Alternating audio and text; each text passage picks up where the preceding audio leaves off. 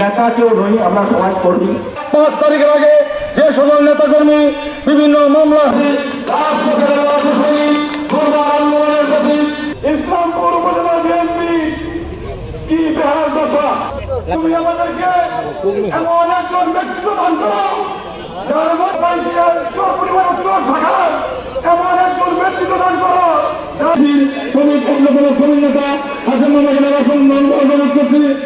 অধিকার ফিরিয়ে পাওয়া হয়তো আপনারা জানেন